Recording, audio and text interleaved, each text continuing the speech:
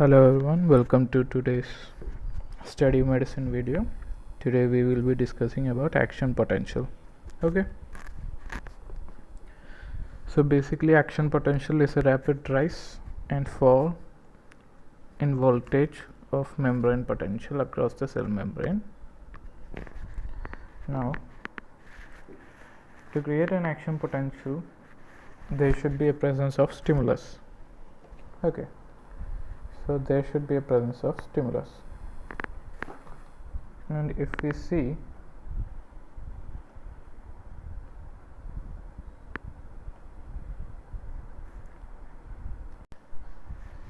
okay, stimulus.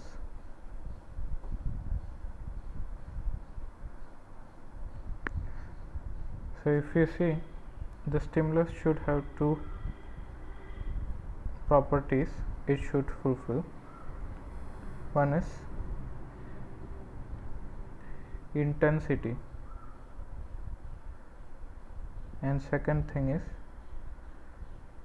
duration. Okay, so the intensity, it should be rapidly rising,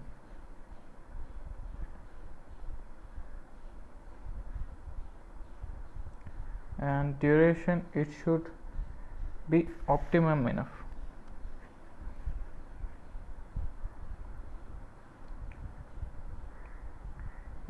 Okay, now suppose, let's discuss in terms of intensity. First of all, suppose there are two conditions in which the intensity is slowly rising and reached the threshold. Okay, and in the second case the intensity rapidly rised and reached the threshold. In both these types, which condition will provide an action potential? In the first scenario, action potential will not be created, but in the second scenario, action potential will be created. Why? Because in the first scenario, it does not result in the excitation of the membrane, because the intensity is going up in a very slow pace. Okay, and this particular condition is called as membrane accommodation. Okay, this particular condition is called as membrane accommodation. Now let's discuss about in terms of duration. Suppose and stimulus is given, and this particular stimulus is given based on duration. Okay, here the duration is ample to create a stimulus, but in this particular case the duration is very small, so here the action potential will not be occurring. But in case this, the membrane will be excited in the first condition. Okay, so this was the thing which you have to keep it in mind based on stimulus. Now there are two terms which you just keep it in mind.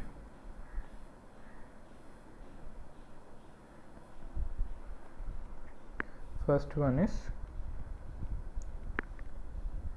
Rio base. What is it? Rio base is the minimum strength of a stimulus that can excite the tissue. It is the minimum strength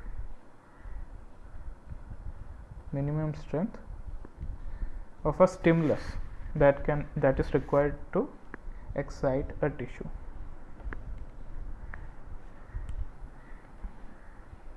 Stimulus. Okay, now next term, chronexia. It is the time taken by the tissue to excite when the stimulus strength is double the Rio base. It is the time taken to excite when the strength is double the Rio base. Okay, now we will discuss about the impulse transmission.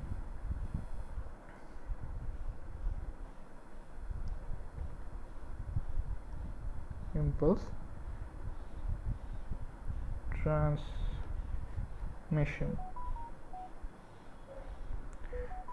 So impulse transmission, it happens in two forms. The first form is electrotonic conduction. Electrotonic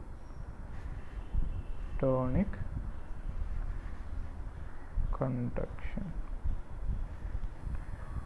And the second form is action potential propagation. Okay, now let's discuss what happens in electrotonic conduction. Is that charges leak us the direct and passive charge spread from the point of entry. Okay, suppose sodium is inside, it keeps on moving. Okay, the problem with this is that the charges leaks out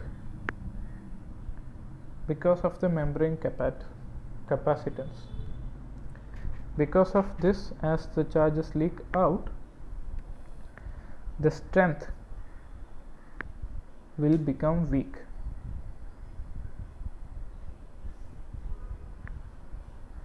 Strength become weak. Okay,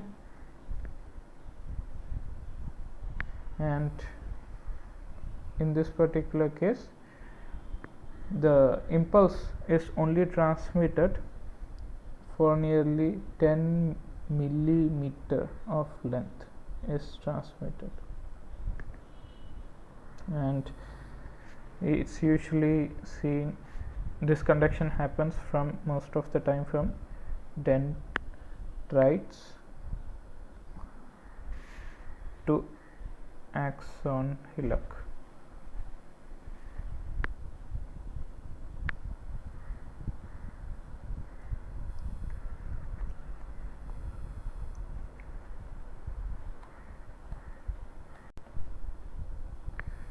Now in case of action potential propagation,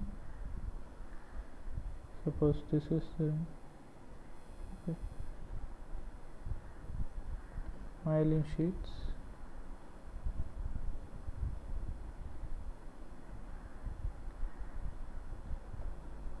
Basically these are the nodes of NV. Okay, now during this, what happens is that action potential is generated,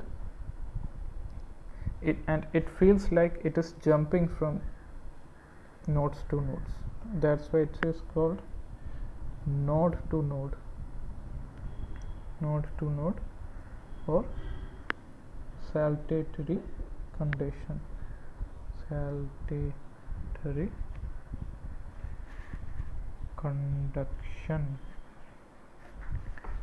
What happens is that there is sodium channels in each nodes, and these sodium channels, after getting excited, it moves, and after reaching another junction, it gets again excited, and likewise it goes on. And that's why it is called as saltatory conduction, as it moves from one node to another. Now there's a particular disease called as multiple sclerosis.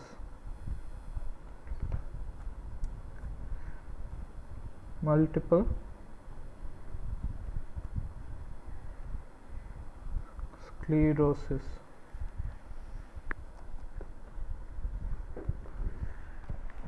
What happens in this particular scenario is that the myelin sheath gets demyelinated in this particular disease, because of which what happens, the charges starts moving out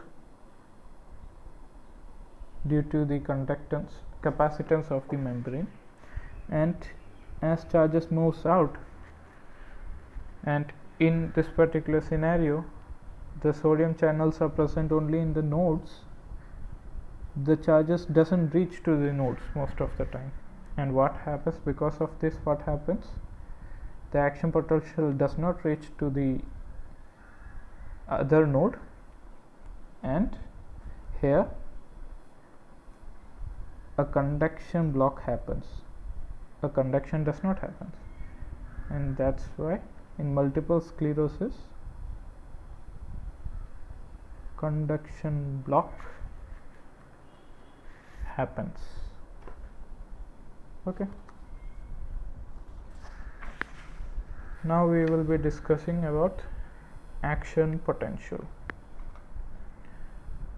Let me draw a diagram. Suppose this is the basic thing.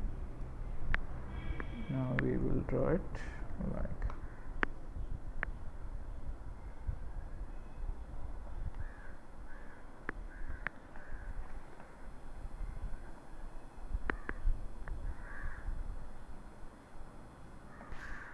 okay,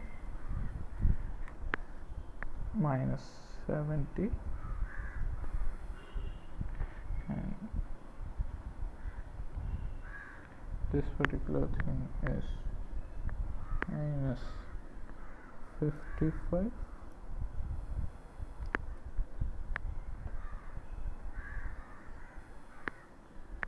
plus 35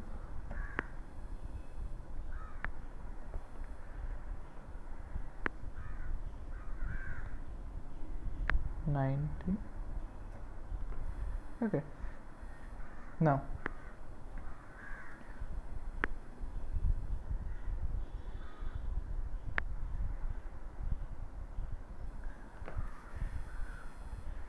this particular from here to here, it is called as upstock stroke, and from here to here it is called as overshoot. Okay, now here depolarization happens, depolarization, here repolarization occurs, polarization, and in this particular case here hyperpolarization is happening. Let me discuss. Okay, so when a stimulus is being provided, the sodium channel open, and sodium channel opening, the action potential is being created and it keeps on moving, and during this particular phase, during this particular phase the sodium channel closes. Okay, now the sodium channel opens here, and influx happens, the sodium reaches and reaches to its equilibrium potential. After reaching equilibrium potential, the sodium channel closes slowly, and at this particular range the sodium channel closes, and and during this particular range, the potassium channel opens. And one thing which we have to keep it in mind about potassium channels are these are lazy channels. Okay, so why these are lazy channels? Because they open slowly and they close slowly. So after reaching this particular phase, the potassium channel opens, and during this particular stage, the potassium channels potassium leakage or potassium exit decreases. Means exit of potassium leads to repolarization, and influx of sodium leads to depolarization. Okay, keep it in mind. So in this particular state, the potassium leakage decreases, and the potassium starts to closing its channel. But as it's a leaky channel, the potassium keeps on leaking until it reaches this particular phase, and that's why it is called as hyperpolarization. As potassium reaches the equilibrium potential for potassium is minus 80. It's nearly about minus 94. It keeps on reaching, and at this particular position it reaches, and now it again moves. Now the membrane potential for now is minus 70, right? So from minus 90 to 70 we have to move. So how does it happen? It happens by the influx of sodium. How? Because sodiums are basically leaky channels. Okay, and because of sodium potassium pump,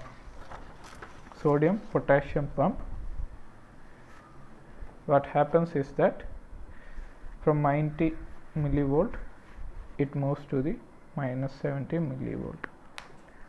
So this is action potential in short. Now we will discuss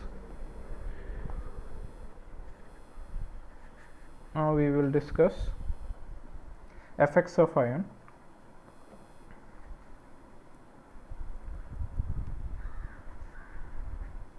Effects of ions. Okay, let's take sodium. So if sodium concentration decreases in ECF,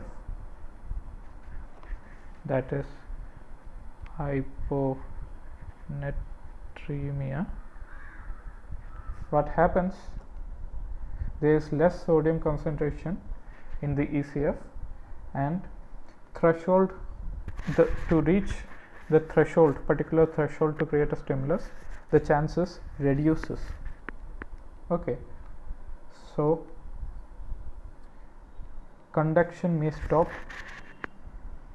completely sometimes, and in case of increased sodium, that is hypernatremia, what happens? Conduction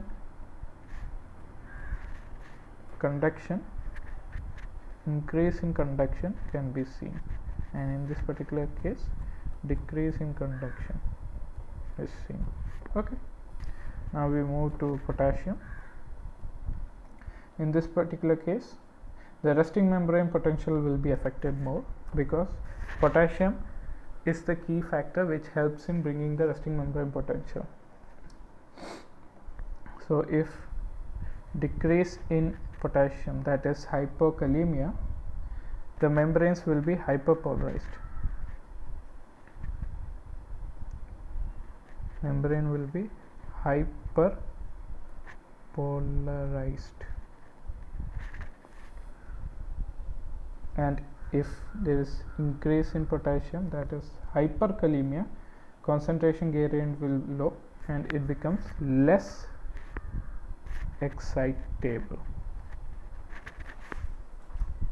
Now we will discuss about another one, calcium. Basically we have heard about tetany, right? Tetanus or tetany. What happens in this particular case? Calcium is necessary for stability of sodium channels, is important for sodium channels, and if there is a problem or if there is decrease in calcium, that is, then it means there is a problem in sodium channel.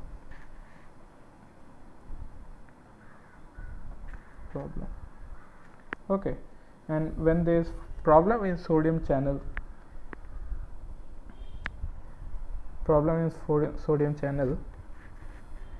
in case of when stimulus is applied, the sodium channel gets excited and it is now unstable, it remains activated.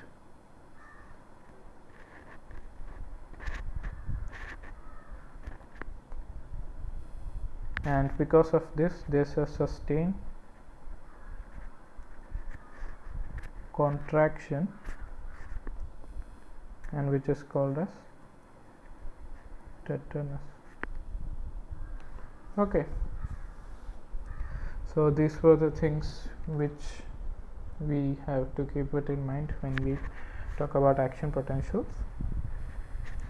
So I hope you would have understood. So thanks for listening.